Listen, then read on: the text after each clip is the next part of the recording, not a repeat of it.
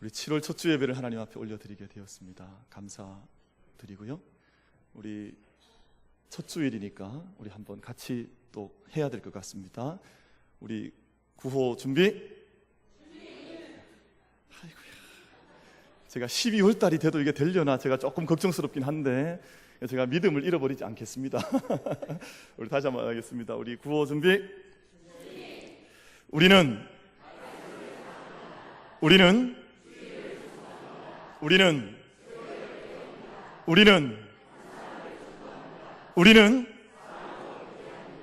아멘. 지금 곧 톤보다 3분의 1만 올리셔서 한 번 하시고 한 번 더 하실 텐데 그때는 3분의 2를 조금 더 올리셔서 조금 더 좀 크게 하도록 하겠습니다. 그래서 이 7월 달이 넘어가요. 그러니까 저희가 오늘 구호는 좀 의미가 남다른 것 같아요. 왜냐하면 지난 6월 이제 절반을 다 이제 뒤로 물려내고 이제 새로운 이제 절반의 시간을 시작하면서 내가 믿음으로 살겠습니다라는 또 한 번의 우리의 다짐, 고백이지 않습니까? 우리 다시 한번 우리 고백으로 우리 이 구호로 우리 믿음을 다짐하고 하나님께 기도하는 마음으로 함께 구호하겠습니다. 구호 준비? 아까보다 3분의 1 올라갔습니까? 우리 다시 한번 하겠습니다. 구호 준비? 우리는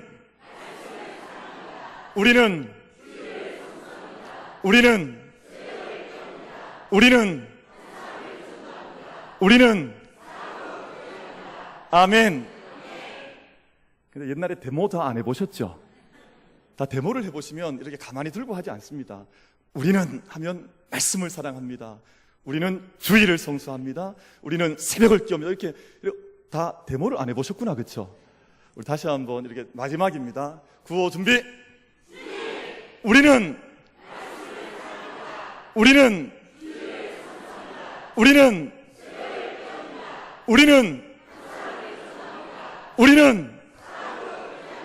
아멘. 이제 좀 예뻐 보입니다. 감사합니다.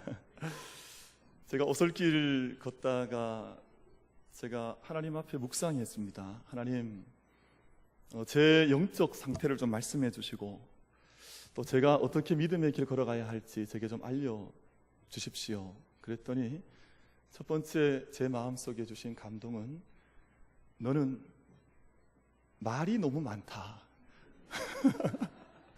제가 그렇게 응답을 했습니다. 제가 말을 좀 줄이고 더 기도하겠습니다. 제가 그렇게 마음의 응답을 좀 했습니다. 두 번째 주신 감동은 왜 너는 그렇게 불평이 많네. 제가 다시 하나님 앞에 응답을 했습니다. 하나님, 제가 그런 불평을 좀 줄이고 더 많이 감사하겠습니다. 더 많이 하나님 앞에 감사할 조건들을 더 많이 고백하겠습니다. 세 번째 주신 감동이 너는 다른 이유 때문이 아니라 나 때문에 좀 더 기뻐할 수는 없겠네. 다른 이유 때문이 아니라 나를 믿는 그 믿음 때문에, 나와 함께하는 그 이유 한 가지 때문에 좀 더 기뻐할 수 없겠네 하는 감동을 주시는 거예요. 사랑하는 성도 여러분, 우리 믿음에 걸어가는 여정 동안 하나님께서 우리를 향하신 하나님의 뜻은 이것이구나 하는 다시 한번 결단을 하는 산책이었습니다. 우리 안에 기쁨, 또 감사, 또 기도하려고 하는 우리의 영적인 그 능력, 늘 그 은혜 안에 다스림 받을 수 있는 우리 만민 모든 성도님들 되시기를 주의 이름으로 축원을 드리겠습니다. 이게 뭐 저에게만 향하신 하나님의 뜻이겠습니까? 그렇지 않지요? 우리 옆에 계신 분들께 우리 같이 한번, 좌우에 계신 분들과 한번 영적 교제 한번 잠시 하겠습니다. 그렇게 한번 인사하겠습니다. 감사가 넘치는 삶을 사시기를 바랍니다. 인사할게요. 감사가 넘치는 삶을 사시기를 바랍니다.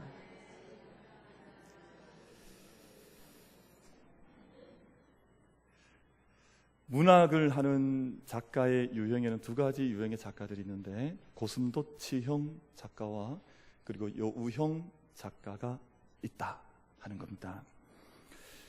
여우형 작가는 세상에 이루어지는 많은 일들 앞에, 다채로운 일들 앞에 순간순간 반응을 하여서 기민한 발상과 순발력으로 글을 적어내려가는 사람들을 여우형 작가라고 부릅니다.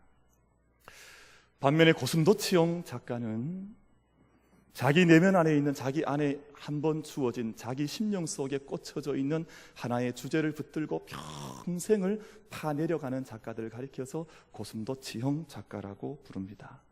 우리가 외골수라 그러잖아요. 외골수에 가까울 만큼 한 가지 주제, 죽음이면 죽음, 구원이면 구원, 사랑이면 사랑이라고 하는 하나의 주제에 자기가 깊이 영혼의 힘을 다해서 천착해 내려가서 그 주제에 잇닿기 위해서 힘쓰는 작가들을 가리켜서 고슴도치형 작가라고 그렇게 부릅니다. 여우형 작가들은 순간순간 새로운 토픽들을 다루기 때문에 이런저런 반짝이는 반향을 불러일으킬 수 있지만 그 작품이 모든 여러 세대를 아우를 수 있는 작품들은 아니고 한 시대를 지나고 나면 기억되지 않는 작품을 남길 수밖에 없지만, 반면에 플라톤이나 헤겔이나 도스토예프스키 같은 위대한 한 주제를 향해서 깊이 파고 들어갔던 작가들은 한 세대가 그치고 마는 작품이 아니라 모든 세대 속에 끊임없이 반복되고 또 다시 회자되는 그런 주제를 다루는 작가들로 우리에게 기억되어져 있는 것입니다.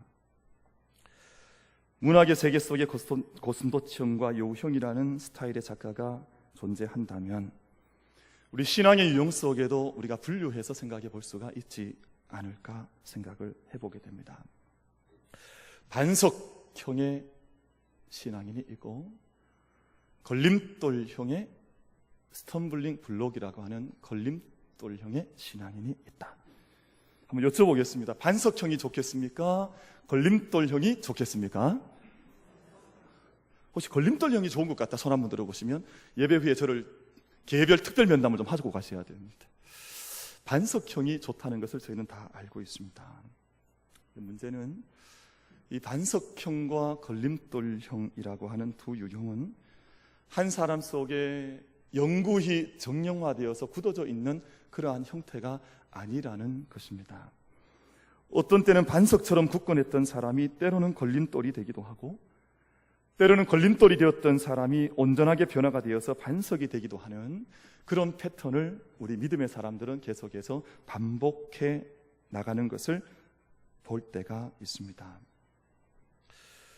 그래서 하나님을 바르게 섬기고 온전한 믿음을 향해서 달려간다고 하는 것은 이 두 유형의 간극과 오차를 줄여나가는 과정이에요. 이 두 가지는 서로 화해할 수가 없는 서로 다른 유형인데, 이 두 유형의 간극이 자꾸만 벌어져 나가는 것이 아니라 이 두 가지 간극과 오차를 줄여나가서 어제는 반석이었다가 오늘은 걸림돌이 되고 또 내일은 반석이 되는 것이 아니라 흔들리지 않는 반석이 될 수 있도록 내 삶의 믿음의 오차를 자꾸만 줄여나가는 과정이 우리 믿음의 여정, 믿음의 여행이 아닌가 하는 생각을 해보게 됩니다. 그래서 흔들리지 않는 반석처럼, 흔들림 없는 반석으로 우리가 우리의 삶을 세워나가는 것이 하나님께서 우리에게 주신 소명일 것이다 하는 생각을 해보게 됩니다. 어제 이제 비가 많이 왔습니다. 근데 우리 대구는 비가 그렇게 많이 오지 않는 것 같아요. 재작년 얘기 들어보니까 비가 이렇게 쭉 비구름이 내려오다가 대구만 만나면 비켜 간다면서요. 그래서 대구는 그렇게 비가 많이 오지 않는 그런 지역 같습니다. 그런데 비가 아무리 많이 쏟아질 때에도 반석이라야 떠내려가질 않습니다. 작은 돌들은 이런저런 소리를 내면서 여기저기 치면서 굴러가는 것은 작은 돌들이지만 반석은 굴러가질 않습니다. 여러분, 멋진 폭포가 떨어지는 것을 상상을 해보십시오. 거기에는 반드시 큰 기암괴석 반석이 자리 잡고 있습니다. 멋진 인생의 모습을 연출해낼 수 있는 것도 반석에서 연출이 되는 것이지 자그마한 자잘한 돌을 통해서는 멋진 모습이 연출이 되어지지를 않습니다.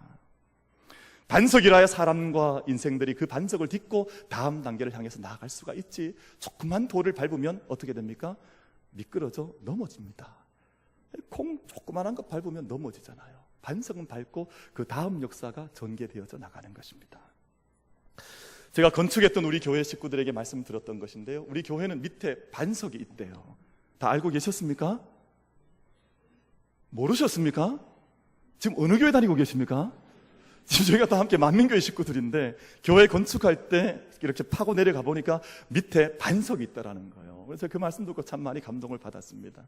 무슨 말씀인고 하니 반석 위에라야 집을 짓든 무엇을 짓든 반석 위에 짓는 것이지 조그만 돌 위에 굴러다니는 돌 위에 집을 세울 수는 없다, 그 말입니다. 설악산에 가면 흔들바위라고 하는 큰 바위가 있는데요, 제가 흔들바위가 궁금해서 검색을 해봤더니 속보가 나오더라고요. 흔들바위가 추락을 했다는 속보가 나온 거예요. 제가 이게 무슨 일인가 싶어서 찾아봤어요. 그랬더니 미국에서 이 거구들, 큰 덩치 큰 사람들이 한 11명 정도가 설악산에 여행을 왔다가 이 가이드 이야기를 들은 거예요. 이게 바위는 흔들리긴 하지만 절대 떨어지지 않는다. 그래서 미국인 관광객들이 11명이 달려들어서 한 덩치가 산만한 사람들이 밀어서 그만 바위가 떨어졌다는 거예요. 제가 밑에 조금 더 읽어보니까 뻥이지 이렇게 적혀있더라고요. 제가 얼마나 열받았는지, 이게 무슨 글을 이렇게 적냐, 제가 그런 생각했습니다만, 반석이라고 그러고 흔들흔들거리고 반석이라고 굴러 떨어지면 그 바위가 아니죠. 그건 반석이 될 수가 없는 것입니다. 반석이 아닌 거죠. 예수님께서 제자들과 함께 가이사라 빌립보라고 하는 곳으로 가시게 되었는데, 그곳에서 예수님을 향한 신앙 고백했던 제자 베드로를 향해서 예수님께서 놀라운 말씀하십니다. 너는 베드로라. 이 베드로라는 말이 케파라는 말인데 반석이라는 말이거든. 너는 반석이다. 내가 이 반석 너 위에 나의 교회, 내 교회를 너 위에 세우겠다, 그 말씀하십니다. 음부의 권세가 너를 이기지 못하고 내가 천국 열쇠를 내게 준다. 여러분, 옛날 시어머님들이 돌아가시기 직전에 열쇠 주잖아요. 이 열쇠를 아무 때나 주는 것이 아닌데 천국 열쇠를 내게 주겠다. 네가 땅에서 매면 하늘에서도 매일 것이요 땅에서 풀면 하늘에서도 풀린다는 놀라운 영적인 권세를 신앙 고백하는 이 베드로에게 예수님께서 내어 건너주시는 그러한 말씀을 본문에서 해주십니다.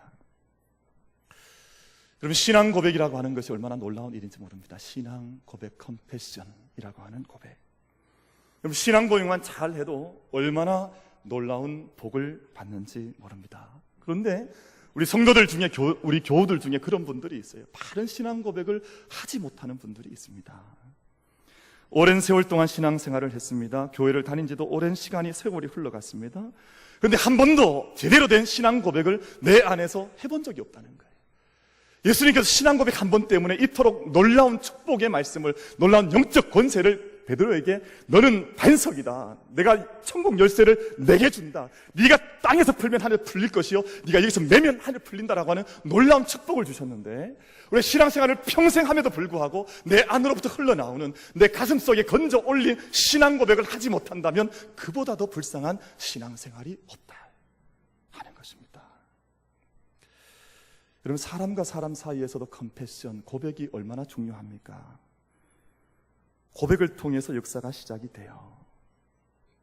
아무것도 아니었던 곳에서 한마디 고백이 이루어지면서 없었던 실체가 드러나고 이루어지지 않았던 역사가 그 작은 고백을 통해서 시작되기를 시작합니다. 여러분, 아무런 것도 없던 곳에서 우리가 한번 위대한 일을 해보자, 약속하고 고백하는 그 일을 통해서 나라가 통일이 되고 놀라운 일들이 그 작은 고백을 통해서 나타나는 거거든요. 마음속에 담겨있던 사랑과 신앙을 끌어올려서 내가 시인하고 고백하고 그것을 확증해 나가는 믿음의 놀라운 역사가 바로 고백이라고 하는 그 순간을 통해서 나타나는 것이에요.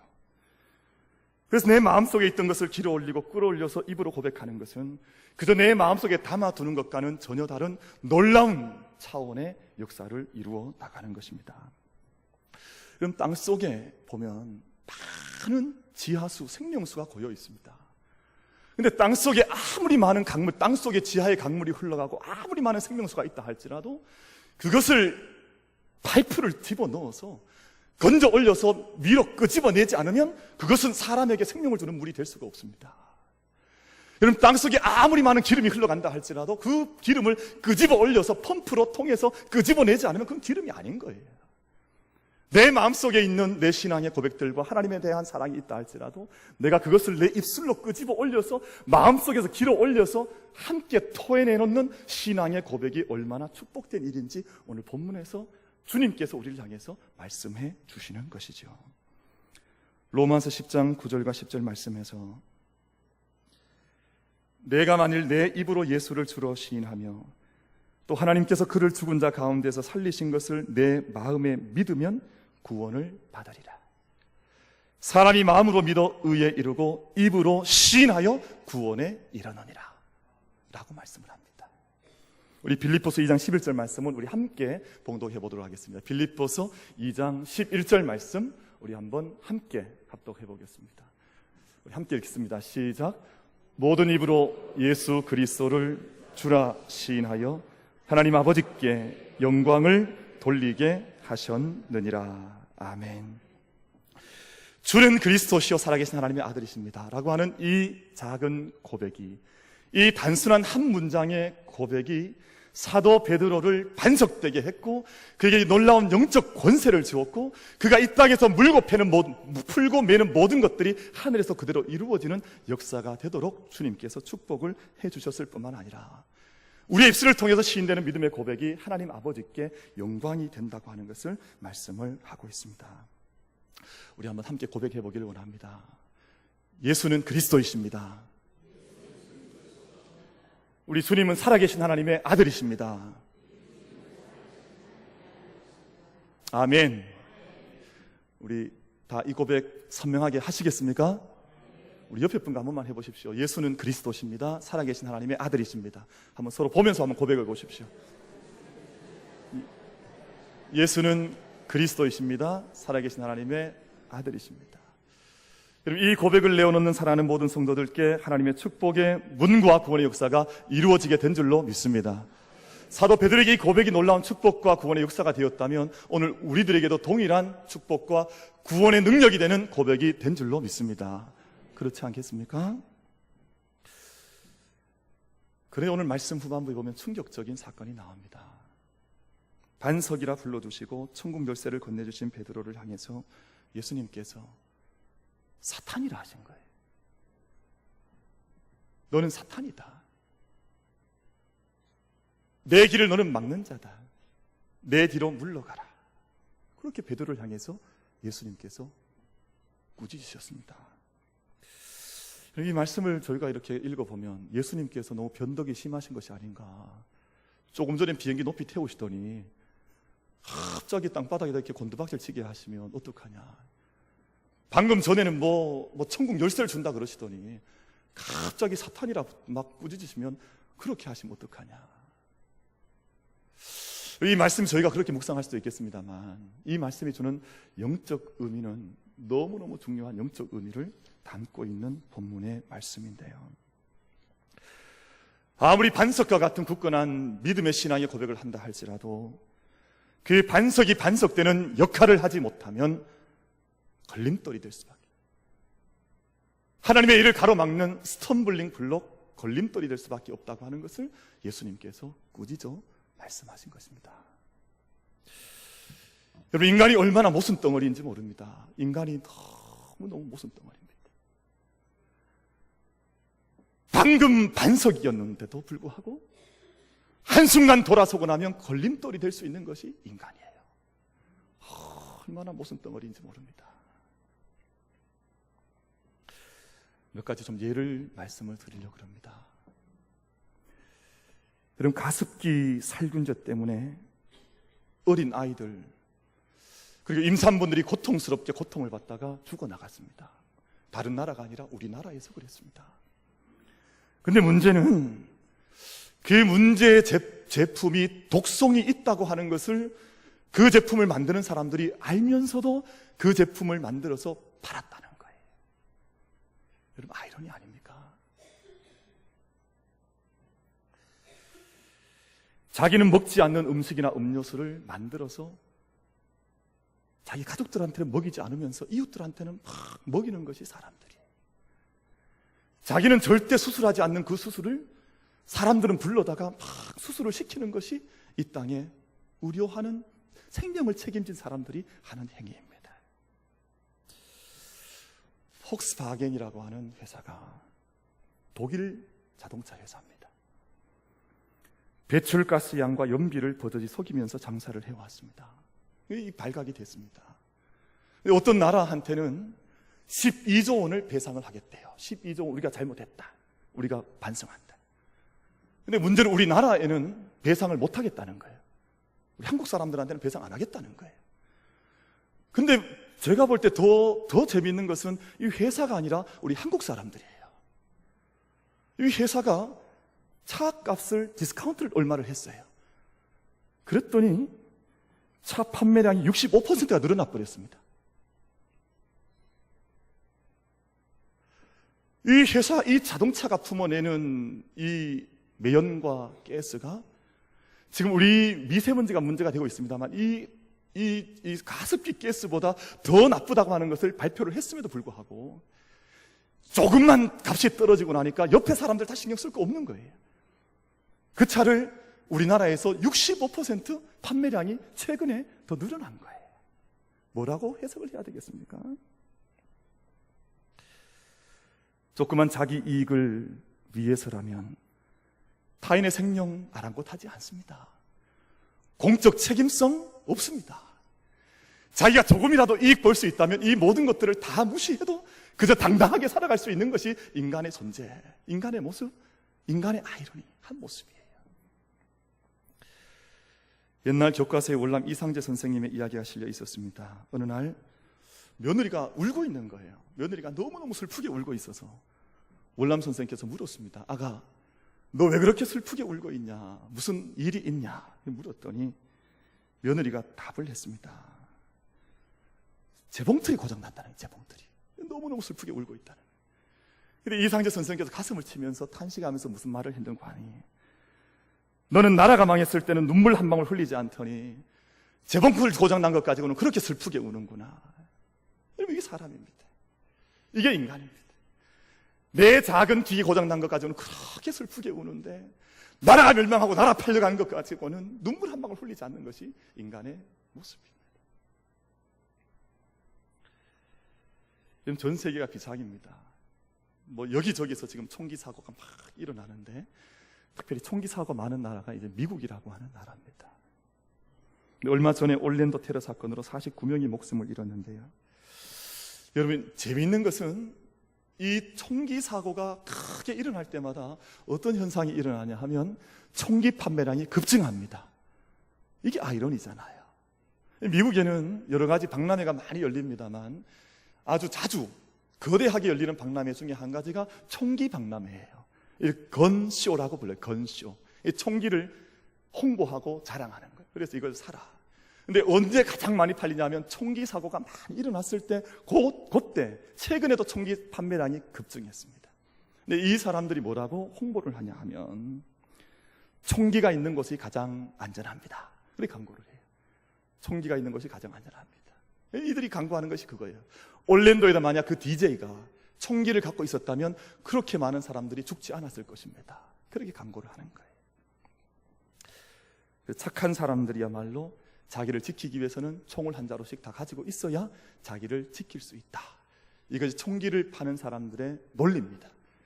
약한 사람일수록, 착한 사람일수록 총기를 가지고 있어야 자기 자신을 지킬 수 있지, 그렇지 않으면 당신은 죽을 수도 있습니다. 이렇게 광고를 하는 것입니다. 여러분, 이처럼 인간은 늘 모순 속에서 살아갑니다. 그런 말이 있어요. 윤리학자들이 가장 비윤리적이다. 법을 만드는 사람들이 법을 가장 많이 교묘하게 어기면서 살아간대. 이 땅의 구원의 통로가 되어야 될 교회가 여러분 교회됨을 잃어버리게 되면 한순간 반석이었다가 한순간 구원의 걸림돌이 될 수가 있습니다. 하나님이신 예수님께서 이 땅 가운데 오셔서 누구를 질책하셨습니까? 누구를 책망하셨습니까? 바리새인과 서기관들과 사두개인들 아니었습니까? 그들은 그 당시에 가장 앞선 종교인들 아니었습니까? 근데 그들을 하나님께서, 예수님께서 질책하신 거예요.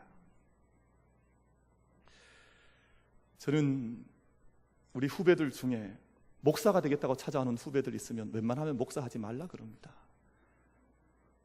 웬만하면 목사하지 말아라. 저는 우리 교회도 좀 그렇게 당부드리고 싶어요. 웬만하면 장로님 하지 마십시오. 웬만하시면 권사님도 너무 하려고 하지 마십시오. 웬만하면 안수집사님 되겠다고 너무 막 그렇게 하지 마십시오. 여러분, 이걸 하지 않으면 죄가 안 되는데 이걸 받고 그 역할을 감당하지 못하면 죄가 되는 거예요.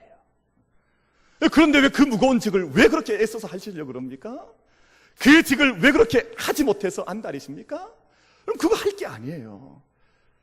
웬만하면 하지 않으면 하나님 앞에가 칭찬받는데 왜 그 어려운 직을 감당을 해서 하겠노라 그래서 하지 못하고 하나님 앞에 질책 들을 거 뻔히 알면서 그 하나님이 말씀하신 것 아니에요. 근데 왜 그것을 구태여해서 지금까지는 반석처럼 살아오다가 왜 걸림돌 되려고 그러십니까? 그렇지 않습니까?